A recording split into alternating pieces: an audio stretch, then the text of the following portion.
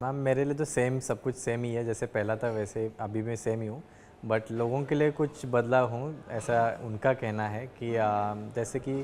एक मेडलिस्ट के तौर पे वो देखते हैं। एंड आई एम हैप्पी कि उनको कुछ स्पोर्ट्स का है जो अभी तक चल रहा है, कि स्पोर्ट्स की तरफ लोग जा रहे हैं या उनको तरफ देख रहे हैं स्पोर्ट्स के लिए, तो आई एम वेरी हैप्पी उस चीज़ के लिए। बट मेरे लिए मैं सेम चीज़ हूँ, जैसे पहला था अभी भी सेम ही हूँ वैसे। जैसे कि मेरा फिज़िकल फ़िटनेस के ऊपर जितना मैं ध्यान दिया था एंड मेरा डाइट के ऊपर, तो उसको देख के मुझे बाकी कॉन्फिडेंस लगता है और बढ़िया लगता है कि जितना मैंने फॉलो किया था उस चीज़ को अच्छे से, तो वो मुझे यहाँ पे आज काम कर गया सारी चीज़ें, ऐसा लगता है। जैसे कि मैम मेरा जो इवेंट है 50 मीटर 3 पोजीशन राइफ़ल, वो बहुत चैलेंजिंग इवेंट है और इट्स लाइक 50 मीटर के डिस्टेंस पे रहता है। एंड वी हैव अलग अलग 3 positions like kneeling position, prone positions and standing position. So every position में अलग अलग मसल्स काम करते हैं and we need to work on every muscles. जब जिम में जाते हैं हम, तो हमें उसको डेवलप करना पड़ता है, स्ट्रॉन्ग करना पड़ता है, स्ट्रेंथ लानी पड़ती है, ताकि हम वहाँ पे ट्रेनिंग में अच्छा परफॉर्म करें या मैच में अच्छा परफॉर्म करें। और बाकी शूटिंग भी है, उनके ऊपर ऐसा रहता है कि हमारे जो हार्ट बीट्स होते हैं वो उसको अच्छे तरीके से कंट्रोल में लाना, इसलिए हमें कार्डियो एक्सरसाइज करनी पड़ती है। या फिर हमारे बैकबोन जो होता है, लाइक पीछे हमारी लोअर बैक होती है, उस पर ज़्यादा प्रेशर आता है, तो उसको ज़्यादा स्ट्रॉन्ग करना पड़ता है। इसलिए ऐसा मुझे लगता है कि फ़िज़िकल फ़िटनेस बहुत ही इम्पोर्टेंट है। जैसे कि मैम मेरा 2008 से ही जो हमारे महाराष्ट्र में क्रीड़ा प्रबोधिनी करके एक एकेडमी है जो महाराष्ट्र गवर्नमेंट रन करती है, तो उसमें मेरा एंट्री हुआ था 2008 में। एंड उसी साल जहाँ पे हमारी ट्रेनिंग का जो होता है कि इतने साल का जो पूरा एक साल only for physical fitness and diet के ऊपर ध्यान दिया जाता है, तो शायद उसकी ईयर एंड के मंथ में हमारी और एक फ़िज़िकल फिटनेस ली जाती है टेस्ट। उसमें चूज़ किया जाता है कि उसके रैंकिंग के ऊपर, मतलब जो फिज़िकल फ़िटनेस के ऊपर जो पॉइंट्स आए हैं उसके ऊपर बताया जाता है कि कौन सा गेम उस एथलीट के लिए काफ़ी कंफर्टेबल है और उस बॉडी की लैंग्वेज के हिसाब से कौन सा गेम अच्छा जाएगा उसको। तो मेरे लिए शूटिंग एंड साइकिलिंग आया था। बट मैंने जब सांगली में जब था एक साल जब ट्रेनिंग कर रहा था खाली फिज़िकल फ़िटनेस की, तब मैंने टीवी पे देखा था कि एक शूटिंग गेम देखा था मैंने। जैसे कि पुणे में यूथ कॉमनवेल्थ गेम्स चल रहा था, तो उसमें मैंने शूटिंग गेम देखा, तो मुझे काफ़ी इंटरेस्टिंग लगा था, कुछ अलग सा लगा था बाकी इवेंट की वजह से। तो वो देख के मुझे अंदर से इंटरेस्ट और ज़्यादा बढ़ने लगा, वो जैसे जैसे देखता गया। एंड आई थिंक जब मेरा राउंड आया था गेम चूज़ करने के लिए, तब मैंने बताया कि मुझे शूटिंग गेम चाहिए। तो उन्होंने टेस्ट लिया शूटिंग में, and after choosing the test लेने के बाद, सब चीज़ें होने के बाद, फिर उन्होंने बताया कि आप सिलेक्शन हो गया आपका, so you can go to the Nashik, वहाँ पे आपका सेंटर है और वहाँ पे आपकी शूटिंग स्टार्ट हो जाएगी। तो इस यहाँ से सब जर्नी से वो शूटिंग स्टार्ट हो गई थी। जैसे कि मैम शूटिंग में और कोई भी इवेंट हो, कोई भी दूसरा गेम हो, कोई भी इजी नहीं होता। हर एक इसमें वहाँ पे मास्टर होने के लिए ट्रेनिंग करना पड़ता है, ज़रूरी होता है। वैसे ही शूटिंग में नॉट ओनली जो हमारा 3P इवेंट है वो एक टेक्निकल भी है और चैलेंजिंग भी है, लेकिन बाकी इवेंट भी बहुत ही टेक्निकल है, उसमें भी ज़्यादा मेहनत करनी पड़ती है। तो पहले मैं एयर राइफ़ल भी कर रहा था, एंड एयर राइफ़ल के बाद मैंने डिसाइड किया कि थोड़ा सा .22 जो होता है हमारा 50 मीटर का, तो प्रोन पोजीशन स्टार्ट किया। तो प्रोन पोजीशन में इंटरनेशनल खेला, वहाँ पे मेडल लिए काफ़ी सारे। एंड आई थिंक 2014 के बाद जब वर्ल्ड चैम्पियनशिप हुआ था, जूनियर वर्ल्ड चैम्पियनशिप, तब उसके बाद मैंने 3P स्टार्ट किया। एंड उसके बाद जैसे जैसे स्टार्ट किया, ट्रेनिंग होने लगी, and that time I decided कि कुछ अच्छा है, ये कुछ अलग है, क्योंकि मैम ने बताया था कि प्रोन ये इवेंट 2016 के बाद जो ओलंपिक्स होने वाला है उसके बाद बंद होने वाला है। So we need something else जो हमारा शूटिंग और ज़्यादा बढ़ा के रखे और अच्छे से आगे तक लेके जाए। तो वी स्टार्टेड 3 पोजीशन उस टाइम पे। जैसे कि मैम प्रिपरेशन लाइक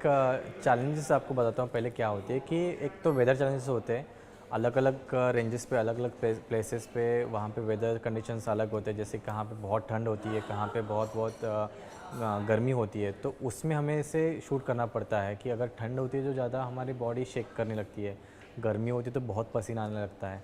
तो उसको भी देखना पड़ता है हमेशा। एंड विंड जब आती है तो विंड का फ़्लो कितना है, उसको कैलकुलेट के हिसाब से रुकना है कि नहीं रुकना, या उसके हिसाब में हमें विंड को क्लिक देना है कितना, तो वो सारी चीज़ें हमें देखनी पड़ती है। और जब कई रेंजेस पे लाइट अलग अलग होती है, तो लाइट के हिसाब से हमें वहाँ पे एडजस्टमेंट करनी पड़ती है राइफ़ल में, कि वो अच्छा क्लियरली देख लीजिए टारगेट। तो ये सारे चैलेंजेस उसमें होती है। ठीक है मैम, 2 बार स्ट्रेटजी हुई थी मेरे साथ। एक तो वर्ल्ड चैम्पियनशिप जो हुआ था कायरो में, तो उसमें देश के लिए कोटा भी लाया था, बट एक जो होता है ना एक शॉट जो 40 फाइनल में 45 शॉट्स होते हैं हमें शूट करना पड़ता है, बट 41 शॉट जो होता है ना उसमें आई वाज लीडिंग उस टाइम पे सेकंड पोजीशन पे एंड फर्स्ट सेकंड पे रैंक चल रही थी, बट एक शॉट 8 पॉइंट समथिंग लगा था एंड उस कारण मैं 4th प्लेस पे आ गया था नीचे। उस टाइम पे बहुत ही बुरा लगा था कि मेरे हाथ से मेडल चला गया एंड एवरीथिंग, बट कोच ने बताया था पीछे आके, मैं जब गया पीछे तब कि we won the quota, but उसकी खुशी थी नहीं मेरे चेहरे पे कि मेरे हाथ से मेडल चला गया, यही खुशी थी। मतलब वो दुख था मेरे इस पे बस।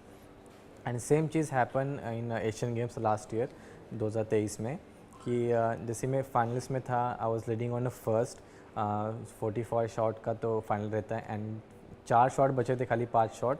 विक्ट्री लेने के लिए, बट आई थिंक सेम चीज़ पे एक 41 शॉट पे ही एक शॉट इतना बुरा लगा कि मैं 4 पॉइंट से लीड कर रहा था तभी, एंड वो 7 पॉइंट समथिंग शॉट लगा तो मैं फर्स्ट पोजीशन सीधा 4th पोजीशन पे आ गया, बट उसके बाद वो इतने सारे पॉइंट्स नीचे गिर गया था तो ऊपर आ नहीं पाया एंड आई थिंक वो वहाँ पे मैं लॉस कर गया आई थिंक बोल सकते हैं। बट ऐसा है कि हम किसी भी कॉम्पिटिशन में जाते हैं तो हम हारते नहीं है, सीखते हैं। तो ये मैं बोल सकता हूँ कि मैंने वहाँ पे कुछ सीखा और ज़्यादा तब। लेकिन जब मैं वो वहाँ पे हार गया, लेकिन 4th प्लेस पे बाहर आ गया था, बहुत बुरा लगा था, बहुत इमोशनल डैमेज हो गए थे सारी चीज़ें एंड बहुत दुख का माहौल चल रहा था मेरे साथ तो ऐसे उस टाइम पे। बट ऐसे कहते हैं ना कि जो होता अच्छे के लिए होता है, तो शायद से वहाँ तभी नहीं मिला तो शायद अभी इस टाइम पे मिला, ऐसे हम बोल सकते हैं कि इसको अच्छे तरीके से मिला है। जैसे कि या मैम, जैसे पेशेंस बहुत ही इंपॉर्टेंट होता है शूटिंग में हमारे इसमें, कि अगर 50 मीटर पे हम शूट कर रहे हैं तो विंड काफ़ी फ्लो करती है, तो हमें पेशेंसली वहाँ रुकना पड़ता है क्योंकि वो विंड एक पर्टिकुलर जगह पे आने के लिए, विंड फ्लैग आने के लिए, तो उसके लिए बहुत सारा पेशेंस लगता है। अगर हमारा शूट करते टाइम पे ब्रेक हो जाता है, वो जो रैली होती है हमारी, या कहते हैं कि जैसे शूट करते करते करते हम वहाँ पे ब्रेक लेते हैं, तो जो फोकस बनाए रखते हैं हम वो उसको ब्रेक करते हैं, तो उसको वापस से उसी पे आने के लिए वो जो मेंटली टफनेस लगता है या प्रिपरेशन लगता है वो करना ज़रूरी होता है। एंड आई थिंक जो मेरे मेंटल ट्रेनर है उन्होंने उस पर काफ़ी बहुत मेहनत की थी, जो बेसिकली जो फाइनल शॉट्स जो मेरे ख़राब हुए थे उसके ऊपर। एंड आई थिंक कोच ने भी स्टैंडिंग के ऊपर बहुत फोकस किया था कि कैसे जो दीपाली मैम है उन्होंने कि कैसे उस चीज़ को अच्छे से मेंटली प्रिपेयर हो और फिज़िकली प्रिपेयर हो। तो आई थिंक इस बार फाइनल्स में ओलंपिक्स में उसको काफ़ी अच्छे से मैंने खेला और उसको बारीकी से देखा कि कैसे उसको अच्छे से मेंटल टफ वहाँ पे रख के खेलना है। जैसे कि मैम काम रहने के लिए एक तो हमारे पास फिज़िकल फिटनेस तो करते ही हैं हम, उसके अलावा हमारा डेली का रूटीन जो होता है उसमें हम बिज़ी रहते हैं कि हमें क्या करना है, कैसे करना है, खाने के ऊपर हम ध्यान देते हैं कितना खाना है, और जो हमें एक्टिव रखे बॉडी को वो हम खाना खाते हैं। एंड बाकी चीज़ें तो जैसे कि जो मेंटल ट्रेनर बताते हैं कैसे उस चीज़ को इम्प्लीमेंट करना होता है हमेशा हर टाइम पे, कि हमें काम रहने के लिए तो गाना सुनते हैं हम मोस्ट ऑफ द टाइम। जब भी हम अकेले चलते हैं या कुछ करने के लिए चलते हैं, एक्सरसाइज करते हैं, तो हम गाना सुनते हैं। तो वो एक चीज़ होती है कि अपने आप में हम रहते हैं मोस्ट ऑफ द टाइम, तो उससे हमें रेंज पे जब हम ट्रेनिंग करने जाते हैं तो हमें कामनेस लगता है, हम किसी से डिस्टर्ब नहीं होते। और अदर एक बात होती है कि हम सेल्फ टॉक करते खुद से, अगर कुछ गलत होता है शूटिंग के टाइम पे तो हम उस खुद को ही बताते कुछ तो गलत हो रहा है, कुछ तो यहाँ पे ठीक करना है। तो इससे हमारा मेंटल जो टफनेस होता है और मेंटल प्रिपरेशन होता है वो ज़्यादा बढ़ जाता है फिर वहाँ पे हमारा। जैसे कि मैम हम एयर प्लग्स पहनते हैं ताकि जो बाकी का सराउंडिंग वॉइस होता है वो हमें डिस्टर्ब ना करे, बट मेरे लिए वो उल्टा हो गया था थोड़ा, क्योंकि जब मैंने वो लगाया था मेरे हार्ट बीट्स मुझे खुद को ही सुनाई दे रहे थे कि इतने वो ज़्यादा थे, एंड उसके कारण मुझे ना वहाँ पे डिस्टर्बेंस फील हो रहा था जब शूट कर रहा था तभी, कि जैसे कि पहले से ही ऑलरेडी मेरे हार्ट बीट्स बढ़ गई थी तो मूवमेंट थी ही, बट और ज़्यादा मैं खुद से ही हार्ट बीट सुन रहा था तो और ज़्यादा उस चीज़ को मैं महसूस कर रहा था, और मेरे बॉडी के ऊपर भी लग रहा था, फील कर रहा था कि कुछ तो ऐसे ऐसे हिल रहा है ऐसे ऐसे।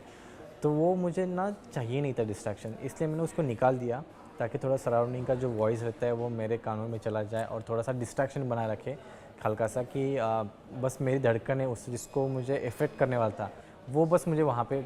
इफ़ेक्ट ना करे।